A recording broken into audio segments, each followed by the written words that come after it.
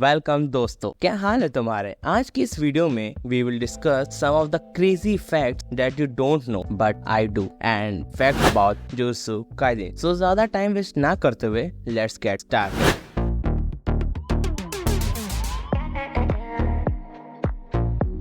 Fact 1. Inspiration. Do you know that Jujutsu Kaisen creator Gege Akutami mainly other manga series से भी inspired थे? For example, Hunter x Hunter, Bleach and Neon Genesis Evangelion. अब इसका proof तुम्हें Jujutsu Kaisen के power system में दिख जाएगा, चाहे वो युद्ध का डोमेन एक्सपेंशन हो या curse technique. Fact number 3. Curse technique. The concept of curse technique mainly inspired by real life martial art and इसी की वजह से जो Jujutsu Kaisen के सुपरनैचुरल एबिलिटी हमें देखने को मिलते हैं वो somewhat एक तरह से बिलीवेबल और यूनिक तो है ही। इसी की बात करते हैं फैक्ट नंबर 3, फास्ट प्रोडक्शन। अब तुम लोग सोच रहे हो कि जुजुत्सु काइसेन एनिमे आने के बाद ज्यादा फेमस हुआ था, तो नो, जापान में मांगा की सेल्स ऑलरेडी बहुत ज्यादा हाई थी एंड मांगा की इतनी ज्यादा पॉपुलैरिटी देखकर एनिमेटर्स ने इसे जल्दी और फास्ट पेस एनिमेशन देना स्टार्ट कर दिया और मापा ने इसे एक टॉप नॉच एनिमेशन दिया। तो हम कह सकते हैं कि एनिमेशन से पहले मांगा ज्यादा फेमस थी। Fact number 4, hidden details. If you are a good researcher like मी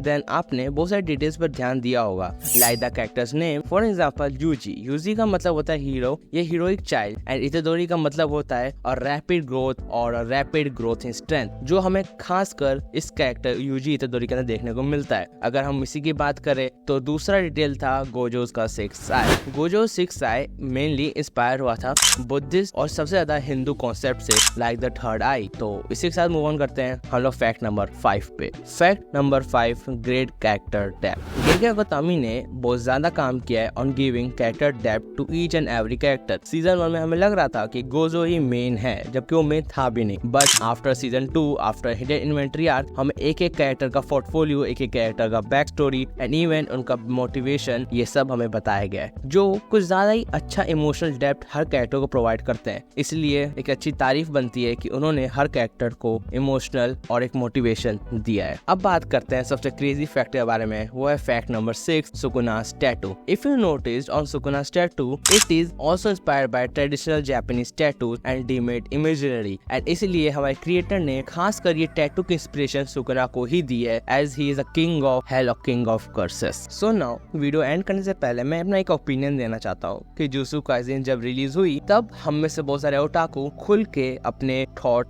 जाहिर करने लगे और अपनी इमोशनल कनेक्टिविटी भी दिखाने लगे by buying different jujutsu Kaisen मर्च या उसके फिंगरिंग्स या पोस्टर्स या इवन उसके इंट्रो आउट्रो सॉन्ग्स को सुनना, जो कि लाइक अनयूजुअल था, पर जुजुत्सु काइसेन इसको बहुत ज्यादा नॉर्मलाइज किया है। ये कहना गलत नहीं होगा कि Jujutsu Kaisen is the perfect Gen Z anime. So thanks for watching, until next time, sayonara.